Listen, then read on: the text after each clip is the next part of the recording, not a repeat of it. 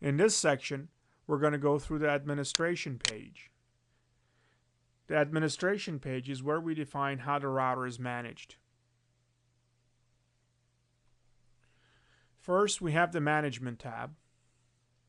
The Management tab is used to set the router's password, define how the router is accessed for management, from the inside interface, from the outside interface, and also you can manage the router using Universal Plug and Play.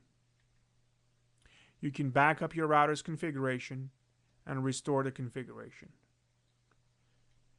But the first thing we should do is go through and reset the router's password. Most hackers and crackers know the default password for Linksys is admin. So we're going to go in here and change that. Put something in here that's secure and that you can remember.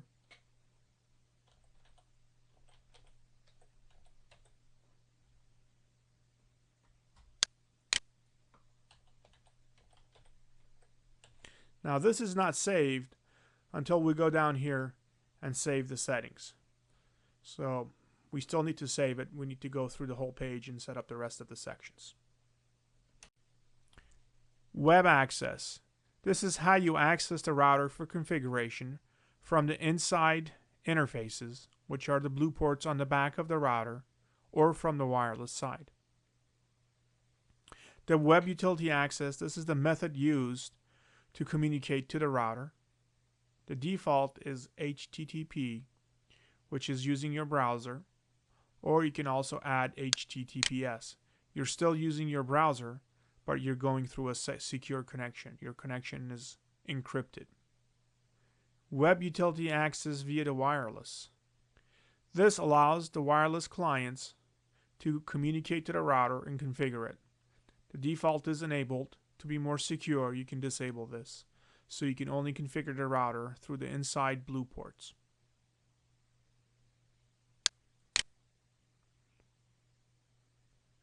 As you can see here, we're accessing the router through our browser. We are using the HTTP protocol with the IP address of the router's inside interface, and we are on the Management tab. Remote access is the method used for managing the router from connections coming in remotely over the internet. So for example, you want to help your father out and you enable remote management, and you can come in from your house over the internet to this router and configure it. The default is disabled. We're going to enable it here. So now computers over the internet can come in through the yellow port and configure this router. We have the web utility access, which is using a browser to access the router. HTTP is the default. HTTPS is recommended for this because you are going over the internet and you want your connection to be secure. HTTPS encrypts the session so people can't eavesdrop. Remote upgrade. This is for upgrading the router's iOS remotely, and if you feel like you need to do that, you can enable this. You can leave this disabled, and whenever you log in remotely, you can enable it and upgrade the router if need be.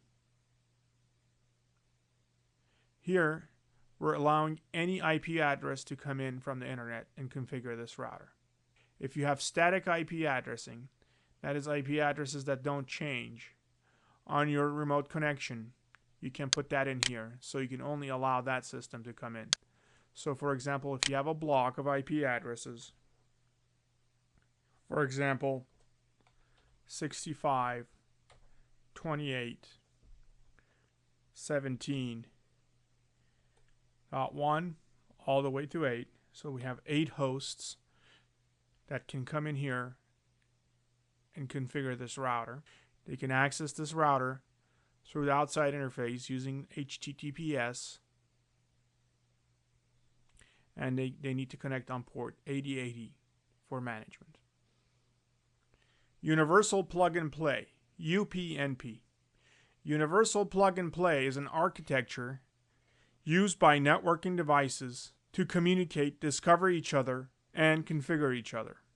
Here we have Universal Plug and Play enabled, which means this device, the router, will communicate with other UPnP enabled devices on the inside network which is the blue ports on the back of the router, and devices connected on the wireless connection. So those devices may use UPnP to modify the configurations of the router or retrieve configuration information of the router to see how it's set up. This is especially useful for applications that are not firewall friendly and have issues going through the firewall, such as Windows Messenger.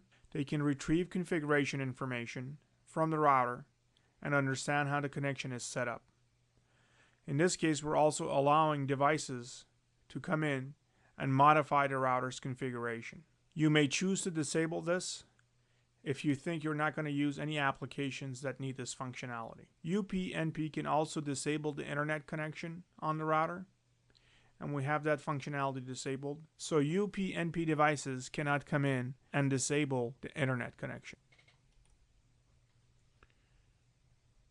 You have the option of backing up your configuration after you've made all the changes. And if you do a lot of extensive work on configuring your routers and setting up a lot of different policies, this could be useful, so you don't have to go through and reset the router configurations if it's lost or if you make a mistake. And you can use this to restore the configuration.